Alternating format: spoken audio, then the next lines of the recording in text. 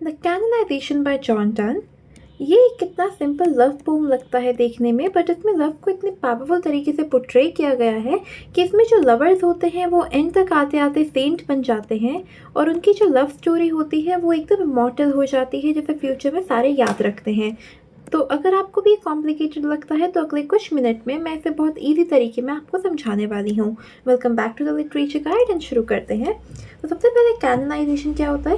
Canonisation का मतलब किसी को सेंट डिक्लेयर करना। एक सेंट क्या होता है? एक बहुत ही प्योर इंसान, बहुत अच्छा होली इंसान, ठीक है, जिसने कभी कोई ज़िंदगी में गलत काम ना किया हो।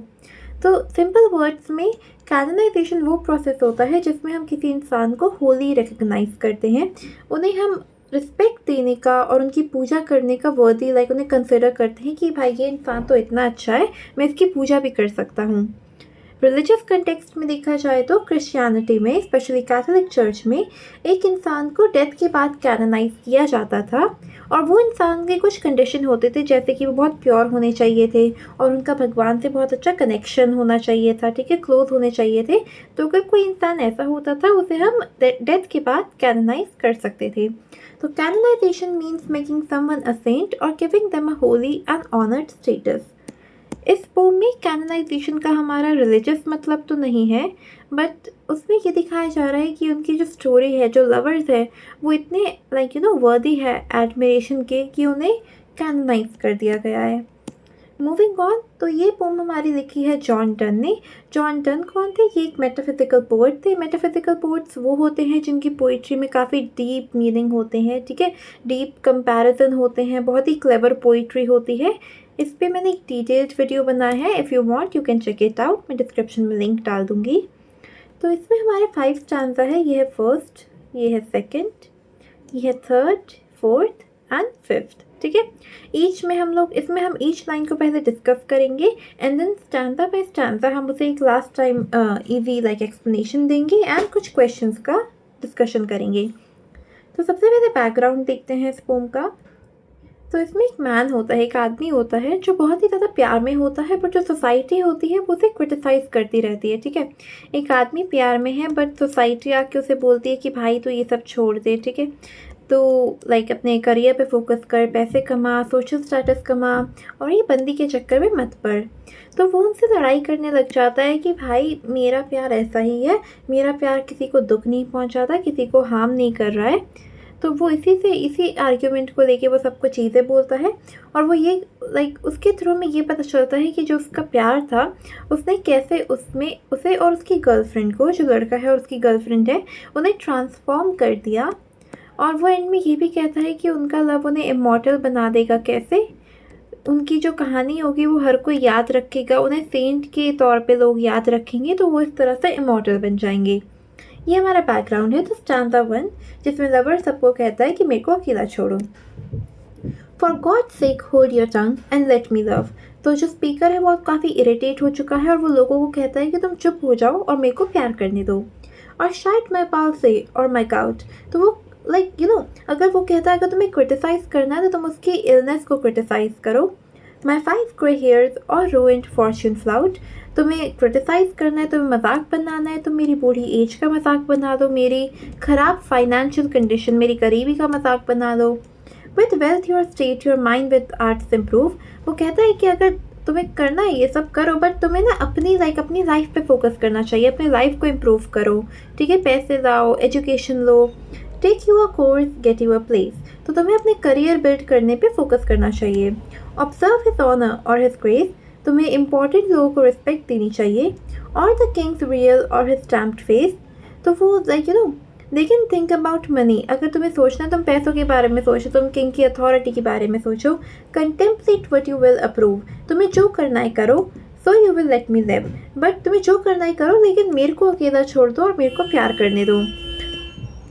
तो वो स्टैंजा 1 में यही कहता है कि मैं इरिटेट हो चुका हूँ, तुम्हें मजाक बनाना है, तुम मेरी इलनेस का, कंडीशन का, बूढ़ी एज का, गरीबी का मजाक बनाओ, तुम अपनी लाइफ पे फोकस करो, तुम्हें जो करना है करो, बट मेरे को अकेला छोड़ दो।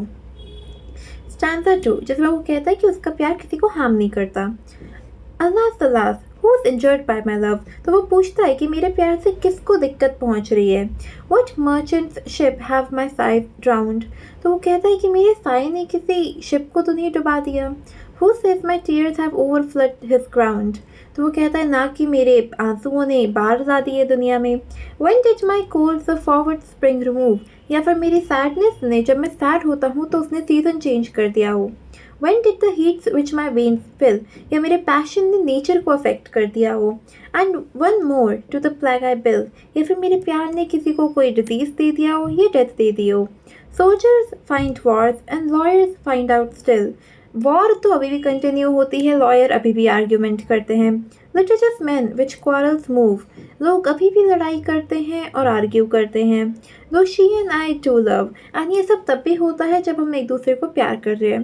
तो इसमें इसका मतलब ये है कि वो पूछ रहा है कि मेरे प्यार ने किसी को किसी को डेथ दे दी, या फिर किसी कोई शिप डुबा दी, या बाढ़ ले आई, सीजन चेंज कर दिया, नेचर इफेक्ट कर दिया, कोई डिजीज़ स्टार्ट कर दिया. ये सारी चीज़ें तो तब भी हो रही थी जब मैं प्यार नहीं कर रहा था, और अब भी हो रही है जब मैं प्यार कर रहा हूँ, और ये चीज़ें आगे भी कंटिन्यू ही रहेंगी. तो मेरा प्यार किसी को हार्म नहीं कर रहा है. स्टैंजा 3, जिसमें उनका लव उन्हें ट्रांसफॉर्म करता है.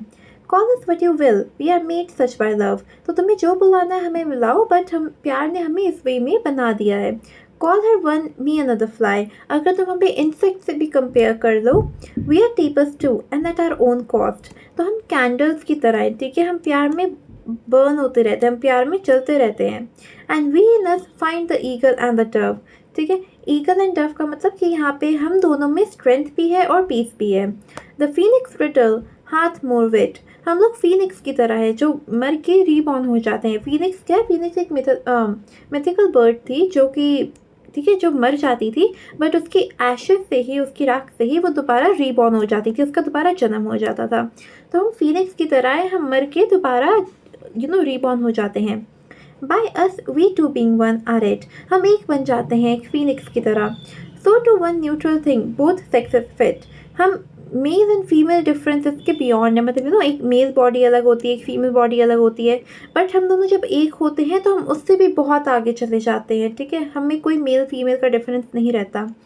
We die and rise the same and prove. हम मरते हैं बट हम दोबारा प्यार की वजह से रीबॉर्न हो जाते हैं. Mysterious by this love. तो हमारा प्यार जो है वो काफ़ी डीप और मिस्टीरियस है. तो इस स्टैंजा में वो ये कह रहा है कि हमें प्यार ने ट्रांसफॉर्म कर दिया है. ठीक है, हम एक बन चुके हैं. तुम्हें जो बुलाना है हमें बुलाओ, तुम्हें इंसेक्ट से कंपेयर करना है कर दो, बट हम एक कैंडल की तरह है. ठीक है, हम प्यार में जलते हैं. हम एक फीनिक्स की तरह है, हम मरते हैं बट हम दोबारा रीबॉर्न हो जाते हैं प्यार की वजह से. ठीक है, तो हम एक हो चुके हैं. स्टैंजा 4, जब उनका प्यार उन्हें इमॉर्टल बना देता है. We can die by it if not live by love. तो अगर लव हमें डिस्ट्रॉय करता है, वो तब भी उन्हें डिफाइन कर रहा है एक तरह से. And if unfit for tombs and hearse. तो अगर हमें कोई हिस्ट्री में याद नहीं रखेगा, our legend be it will be fit for verse. अब चाहे कोई हमें हिस्ट्री बुक्स में याद रखे ना रखे, बट हमारी जो स्टोरी है वो पोइट्री की फॉर्म में ज़रूर याद रखी जाएगी. And if no piece of chronicle we prove. ठीक है, अगर हमारा कोई भी हिस्ट्री बुक में कोई रिकॉर्ड नहीं रहा, will build in sonnets pretty room. But हम लोग पोम्स में हमेशा जिंदा रहेंगे. As well a well urn becomes a small beautiful urn. जिसमें urn वो होता है जिसमें राख रखी जाती है. लाइक कोई इंसान मर जाता है, उसकी एशेस होती है, वो एक urn में रखी जाती है. तो एक स्मॉल छोटा सा urn is enough. The greatest ashes as half acre tombs. ठीक है, एक पोम इतनी ही वैल्यूबल होती है जितना एक बड़ा टोम होता है. ठीक है, तो यहाँ पे एक छोटी चीज़ को इतनी बड़ी चीज़ से कंपेयर किया जा रहा है. And by these hymns all shall approve. जो पीपल है, जो लोग हैं, वो उन्हें प्रेज करेंगे पोइट्री की वजह से. जब वो पोइट्री पढ़ेंगे, उनकी स्टोरी को जानेंगे, तो लोग उनकी तारीफ़ करेंगे. अस कैनोनाइज्ड फॉर लव. तो हम लोग लव के सेंट्स बन जाएंगे एक तरह से. इस स्टैंजा में वो ये कह रहा है कि जो लव है, एक जो उनका प्यार है, उसने उन्हें इमॉर्टल बना दिया है. कैसे? क्योंकि लोग हमें हिस्ट्री में याद रखें ना रखें, बट लोग हमें पोइट्री में ज़रूर याद रखेंगे. वो हमारी पोइट्री पढ़ के, हमारी स्टोरी देख के हमें प्रेज़ करेंगे, और इसी तरह से हम लव के सेंट बन जाएंगे और हमें हमेशा याद रखा जाएगा और प्रेज़ करा जाएगा. देन 5th स्टैंजा, जिसमें वो कहता है कि फ्यूचर के लोग जो हैं वो उनके प्यार को एडमायर करेंगे. एंड दस invoke us you whom reverent love. तो जो लोग हैं वो उन्हें एडमायर करेंगे, उनकी तारीफ़ करेंगे। मेड वन अनदर्स हर्मिटेज, वो एक दूसरे की पूरी दुनिया बन चुके हैं। You to whom love was peace that now is rage, तो उनके प्यार ने उन्हें पीस दे दिया है। पूरी दुनिया कितनी केओटिक है, कितना ड्रामा है, बट उनके प्यार ने उन्हें शांति दे दी है। Who did the whole world soul contract and drove, तो उनका जो पूरी दुनिया है वो एकदम श्रिंक हो गई है। वो इतनी बड़ी दुनिया बस उनके छोटे से प्यार के अंदर आ चुकी है, किसी तरह घुस गई है। Into the glasses of your eyes, तुम्हारी आंखें जो हर चीज़ रिफ्लेक्ट करती है। So made such mirrors and such spice, ठीक है, तो उनकी आंखें जो हैं वो मिरर बन चुकी है। That they did all to you epitomize, जिसमें हर चीज़ कंटेन हो गई है। अब उनकी आंखें ऐसा एक शीशा बन गई है जिसके अंदर हर चीज़ कैद हो गई है। Countries town courts back from above, जो हर पार्ट है दुनिया का, जैसे कंट्रीज टाउन कोर्ट्स, हर चीज़ उनके प्यार में इंक्लूड हो गई है। A pattern of your love, ठीक है, लोग जो है वो हमारे प्यार को एक एग्जाम्पल की तरह देखेंगे। तो इसमें वो ये कह रहा है कि जो हमारा प्यार है उसकी वजह से लोग हमें प्रेज़ करेंगे, हमारी तारीफ़ करेंगे, हमारे प्यार को प्राइम एग्जाम्पल बना देंगे कि प्यार हो तो इनके जैसा होना चाहिए, नहीं तो होना ही नहीं चाहिए। क्योंकि हमारे प्यार में पूरी दुनिया आ चुकी है, ठीक है, पूरी दुनिया, कंट्रीज़, कोर्ट, टाउन्स, ये सब चीज़ें हमारे प्यार के अंदर आ गई है। हमारी आंखें ऐसा शीशा बन गई है जिसके अंदर हर चीज़ कैप्चर हो गई है, कैद हो गई है, ठीक है। तो ये हमारा लास्ट स्टैंज़ा था। तो ये पोम हमें क्या दिखाती है कि ये पोम हमें शो कर रही है कि एक लवर होता है, वो अपने प्यार को सोसाइटी के अगेंस्ट डिफेंड करता है, एंड देन वो कैसे ट्रांसफॉर्मेशन शो करता है, ठीक है। पहले वो बताता है कि उसका प्यार किसी को हार्म नहीं करता, फिर वो बताता है कि कैसे उस प्यार ने उसे चेंज कर दिया है, फिर वो क्लेम करता है कि उसके प्यार ने उन्हें इमॉर्टल बना दिया है, उसकी और उसकी गर्लफ्रेंड को इमॉर्टल बना दिया है। एंड अब जो लोग हैं वो उसे सेंट की तरह याद रखेंगे और उनकी स्टोरी को हमेशा प्रेज़ करेंगे। The poem shows that true love is so powerful that it makes lovers immortal and turns them into saints worthy of admiration। ठीक है, ये लाइन एग्जाम में लिखी जा सकती है। तो अगर हम एक फटाफट स्टैंजा बाय स्टैंजा एक्सप्लेनेशन देखें विद क्वेश्चंस, तो स्टैंजा 1 में तो जो पोम शुरू होती है उसमें वो स्पीकर सबसे पहले स्टार्ट करता है फॉर गॉड सेक। ये फ्रेज़ हम तब यूज़ करते हैं जब कोई इंसान बहुत ही ज़्यादा इरिटेटेड होता है और फ्रस्ट्रेटेड होता है। तो इससे हमें ये पता चलता है कि वो कितना थक चुका है कि लोग उसके प्यार को क्रिटिसाइज़ करते रहते हैं। तो वो सोसाइटी को कहता है कि मेरे को अकेला छोड़ दो और मेरे को प्यार करने दो, ठीक है, मैं कुछ गलत काम नहीं कर रहा हूँ, बट स्टिल तुम लोग मेरी लाइफ में आके टांग मारते रहते हो, मेरे को इंटरफेयर करते रहते हो। तो वो क्रिटिसिज्म ऑफ सोसाइटी देखने को मिलता है। वो कहता है कि जो स्पीकर कहता है कि सोसाइटी, आजकल की जो सोसाइटी है वो फोकस्ड है इतना लाइक मनी पे, करियर पे, स्टेटस पे, और उन्हें लगता है कि ये चीज़ें प्यार से ज़्यादा इंपॉर्टेंट है। बट देन वो कहते हैं कि ये थिंकिंग गलत है और करप्ट है, क्योंकि इसकी वजह से लोग आजकल काफ़ी झूठ बोलने लगे हैं, ठीक है, और पावरफुल लोगों को प्लीज़ करने लगे हैं। वो लिटरली भूल गए हैं कि प्यार सबसे टॉप पे आता है, ठीक है, कितनी प्योर चीज़ है वो। तो वो स्पीकर को एडवाइस देता है कि तुम अपनी अपने लाइक अपनी लाइफ को इम्प्रूव करो, तुम पैसे कमाओ, नॉलेज बिल्ड करो, करियर बनाओ और अपने पावरफुल लोगों को रिस्पेक्ट दिखाओ। बट मेन पॉइंट उसका ये है कि तुम अपनी लाइफ पे ध्यान रखो, तुम अपने कंसर्न पे ध्यान रखो और मेरी लाइफ में टांग मत अड़ाओ। तो criticism of power in society, तो वो पावर को भी क्रिटिसाइज़ करता है, सिस्टम ऑफ पावर को, कि जो उस टाइम पे लोग होते थे वो किंग से फेवर देने का ट्राई करते थे, उनका लाइक ऐसे काम करके कि किंग उनकी हेल्प कर देगा रिटर्न में कभी, और इम्पॉर्टेंट फिगर्स को पर्सनल बेनिफिट के लिए यूज़ करते थे। तो वो सजेस्ट करता है कि ये जो लोग हैं वो पावर और मनी का लाइक ह्यूमन इमोशन से ज़्यादा केयर करते हैं उसके बारे में। The reference to king's stamped face points to coin, showing that the money is the real interest। तो लोगों का आजकल का जो इंटरेस्ट है वो पैसे में आ गया है। डीपर मीनिंग ये है कि जो स्पीकर है वो ये भरोसा रखता है कि अब जो सोसाइटी है उसमें सारी वैल्यू चली गई है, कोई ट्रू वैल्यू बची ही नहीं है, लव की अब कोई रिस्पेक्ट नहीं करता और हर चीज़ जो है वो मनी, स्टेटस एंड पावर से कंट्रोल होती है, विच इज़ ट्रू। तो फाइनल आइडिया ऑफ स्टैंजा 1, तो जो स्पीकर है वो अपने प्यार को डिफेंड करता है, सोसाइटी की मटेरियलिस्टिक वैल्यूज़ को रिजेक्ट करता है, और वो ये बिलीव रखता है कि जो प्यार है वो वेल्थ, करियर और सोशल स्टेटस से सबसे ज़्यादा इंपॉर्टेंट है। तो stanza 1 में speaker tells society to stop criticizing him and shows that people wrongly value money and power over true love. So why does the speaker want his listener to hold your tongue? Describe the image of the lover. तो वो लोगों को अपनी टंग hold करने के लिए इसलिए कहता है क्योंकि वो उनकी लाइफ में बहुत इंटरफेयर करते हैं। वो नहीं चाहता, वो चाहता है कि वो अपनी लाइफ पे फोकस करें सारे एंड उसे अकेला छोड़ दें।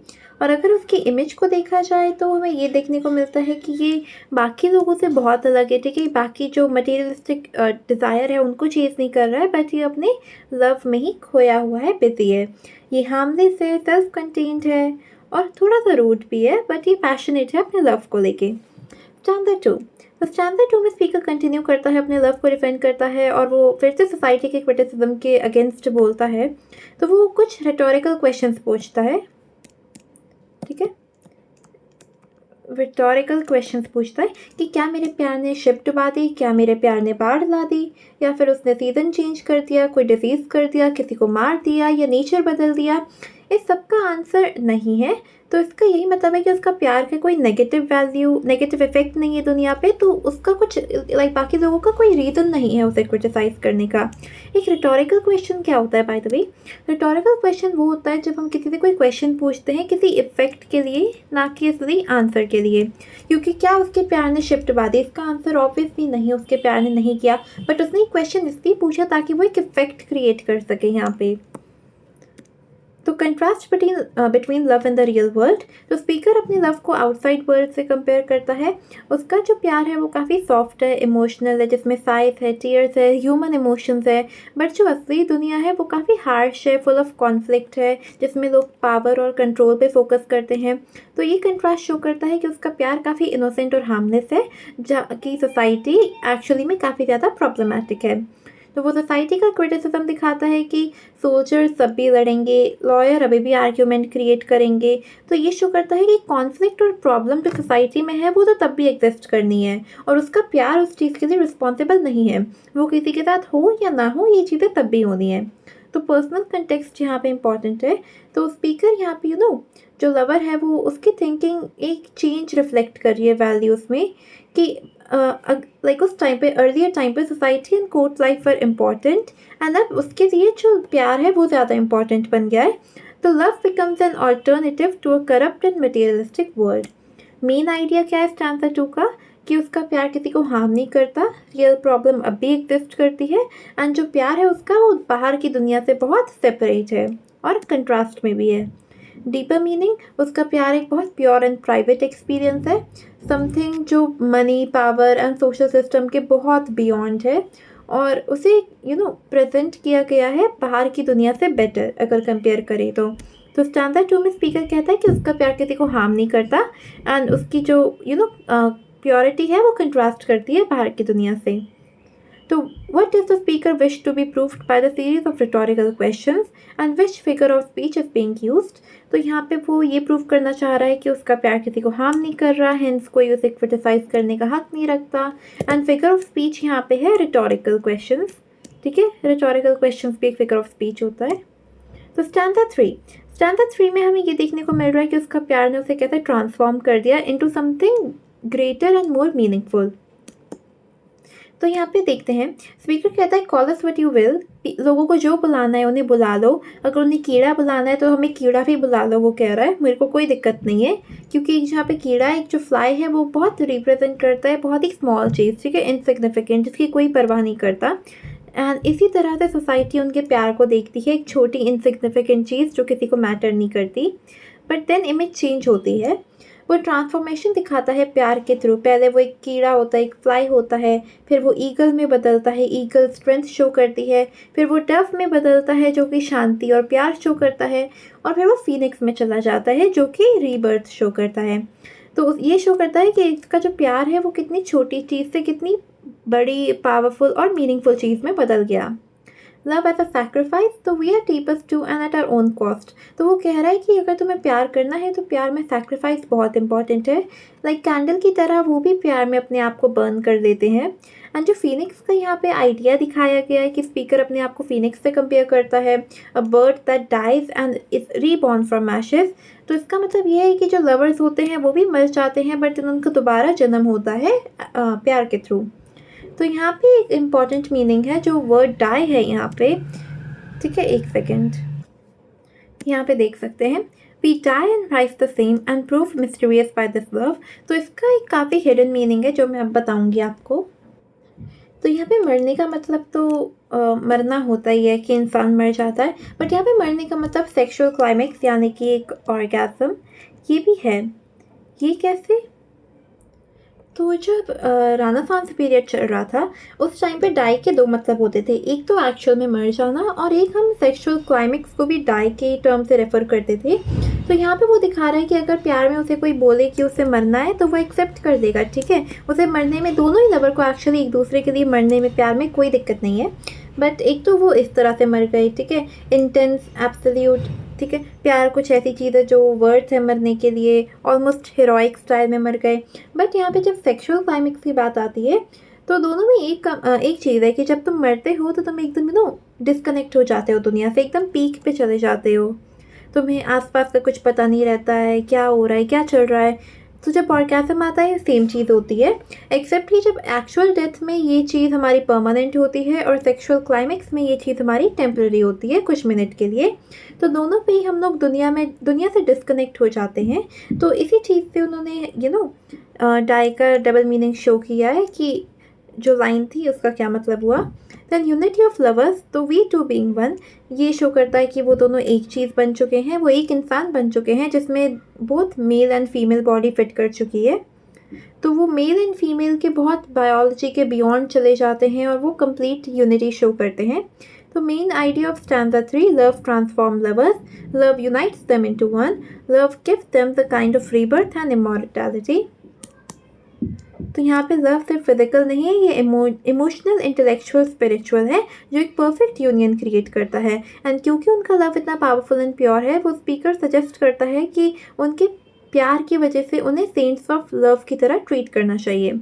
तो स्टैंजा 3 में the speaker shows that the love transforms lover into a unified, powerful and almost immortal being like the phoenix. तो how does the phoenix riddle have more wit by us and explain the pun of the word die.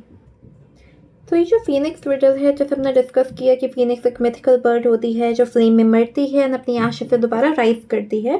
तो ये comparison witty metaphysical sense में ऐसे है कि जो दो lover हैं वो एक बन चुके हैं, ठीक है, वो दोनों एक इंसान बन चुके हैं, yet from their union they are reborn again and again, ठीक है। तो उनका जो प्यार है वो उन दोनों को कंज्यूम कर देता है, उन्हें मार देता है, बट देन उनका दोबारा रीबर्थ हो जाता है।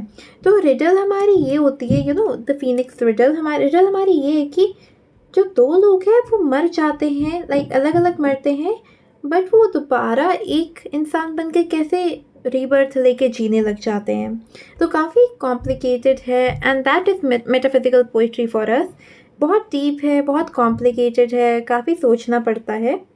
तो यहाँ पे डन ने काफ़ी अच्छी तरह से यूज़ किया है मेटाफिजिकल पोइट्री का। बट इनका जो ये प्यार का लॉजिक है ये हर चीज़ को डिफाई कर देता है, इसका कुछ सेंस नहीं बन रहा है। तो जो वो बोलना चाहता था उसने बोल दिया है, बट इसका एक्चुअल में कोई सेंस बन नहीं रहा है वैसे तो। Then explain the pun of the word die. The word die in the stanza, actual death and sexual climax, और बाकी यही है। उसके बाद आई थिंक मैं इसका answer how does the phoenix riddle, इन दोनों के आंसर मैं लिख के ना कमेंट सेक्शन में पेस्ट कर दूंगी for a more clarity. Then moving on, stanza 4। In this stanza जो स्पीकर है वो बताता है कि उनके प्यार को कैसे लोग हमेशा याद रखेंगे एंड उनका जो प्यार है वो पोइट्री के थ्रू इमॉर्टल बन चुका है। उनकी स्टोरी पोम्स में लिखी जाएगी, गानों में लिखी जाएगी, एंड जो पोइट्री है वो उनके प्यार को हमेशा प्रिजर्व करेगी। तो इसी तरह से पोइट्री मॉन्यूमेंट से भी बहुत बढ़ के बहुत स्ट्रॉन्ग है, क्योंकि यहाँ पे वो उन्हें कंपेयर करता है एंड वो कहता है कि एक छोटी पोम भी उनकी ग्रेटनेस को प्रिजर्व करने के लिए काफ़ी है, एंड जो बड़े मॉन्यूमेंट्स होते हैं वो इतने नेसेसरी नहीं है। तो मीनिंग यही है कि जो पोइट्री है वो पावरफुल है फिजिकल मेमोरियल से। रिजेक्शन ऑफ मटेरियल सक्सेस, जो लवर्स हैं वो दोनों केयर नहीं करते वेल्थ के बारे में, फेम के बारे में, सोशल स्टेटस के बारे में। उनके लिए प्यार बहुत इंपॉर्टेंट है वर्ल्डली सक्सेस से, और उनका प्यार ही इनफ है।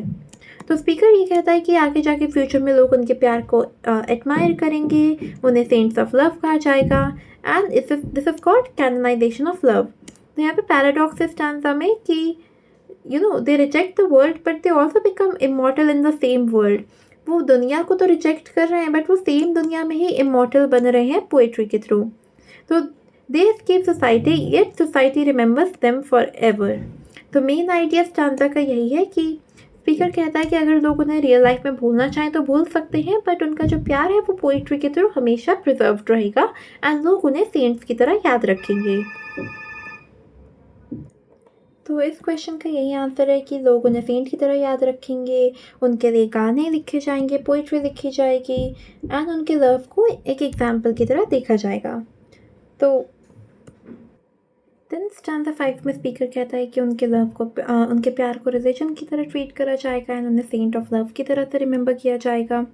जो स्पीकर है वो क्रिश्चियन आइडिया का यूज़ करता है जहाँ पे saints are connected beyond life and death and they are remembered and worshipped. तो वो ये कहता है कि लोग उनका भी ऐसे ही ट्रीटमेंट करेंगे, ठीक है, क्योंकि वो लव के सेंट है एंड वो इसको अपने लाइक इस चीज़ को वो अपने लवर से कंपेयर करता है कि उनके प्यार को भी रिमेंबर करेंगे, उन्हें सेंट की तरह ट्रीट करेंगे एंड इसी तरह से उनका जो प्यार है वो काफ़ी स्पिरिचुअल एंड सीक्रेट बन जाता है।